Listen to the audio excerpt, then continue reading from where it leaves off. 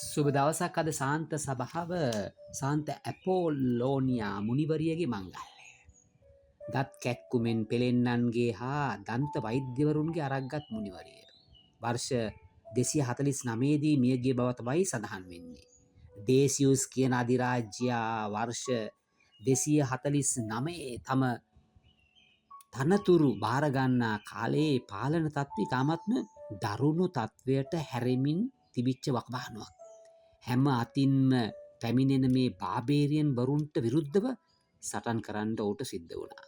මේ දේශපාලන කැරලි කෝලහල නිසා සෙනෙට් වරුන් උසස් නිල ඇත්තන් ඇතුළු බොහෝ දෙනා තම ආරක්ෂාව සඳහා ගම්බද පළාත්වලට පැන ගියයි කියලා ආරංචි වෙනවා.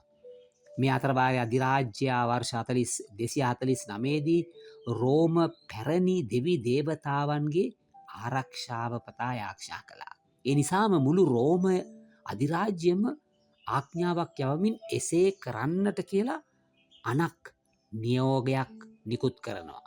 මෙය ක්‍රිස්තියානිකාරයන්ට නම් පිළිගන්නට පුළුවන්කමක් තිබුණේ නැහැ. ඒ නිසාම ඒ වසර කිහිපයක් කිතුණු බැතිමතුන්ට දැඩි ග්‍රහණයට ජීවිත පූජාවට මුහුණ දෙන්නට සිදු වුණා.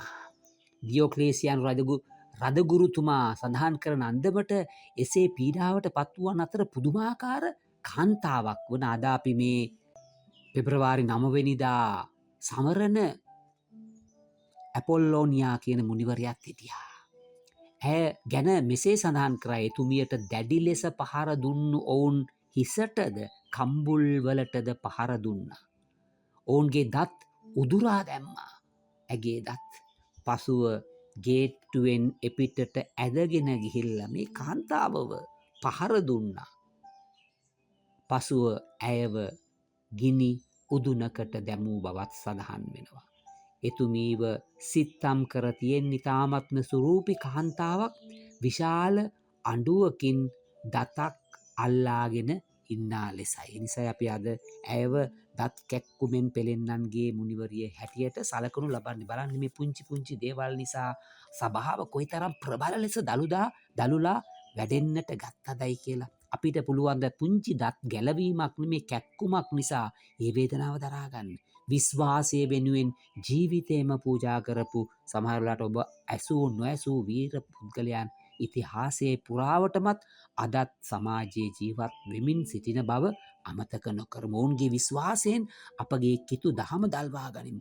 දැන් අද සුවිශේෂයත් අපි දකිනවා මේ ස්වාමින් වහන්සේ ගෙනසරෙත් නගරයට පැමිණිලා ඔරුවකින් නික්මිලා යනවා තවත් තැනකට. හැබැයි උන්වහන්සේ යන තැනට මිනිස්සු වැල නොකැඩී එන්නට පටන් ගත්තා.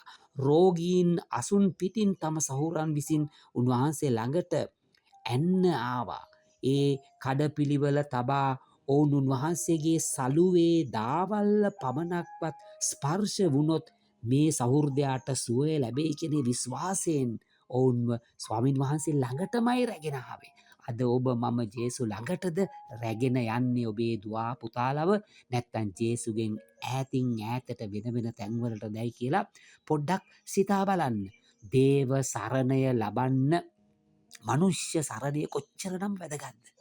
ගෙනසෙර ප්‍රදේශයට ඇතුළු වෙන මේ ස්වාමින් වහන්සේව හඳුනාගත්තු මිනිස්සු ලෙඩ ඇඳවල් වල ඉන්න අසරණයන්ව ඇඳන් පිටින් කරලාගෙන එන්නේ තමන්ට දෙයක් ලබා ගන්න නෙමෙයි, රෝගී අයට සුව සහනය ලබා දෙන්නටයි.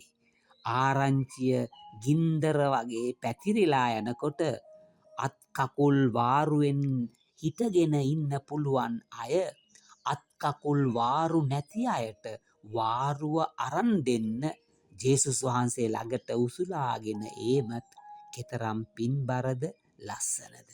වාරු නැති කෙනෙකුට වාරුව ගන්න ස්වාමින් වහන්සේ කරා එන්න මගක් හදන පෙර ගමන්කරුවෙකු වන්න අද ඔබත් සූදානම්ද? මදක් නැවති සිතා බලමු. ජේසු පිටයි.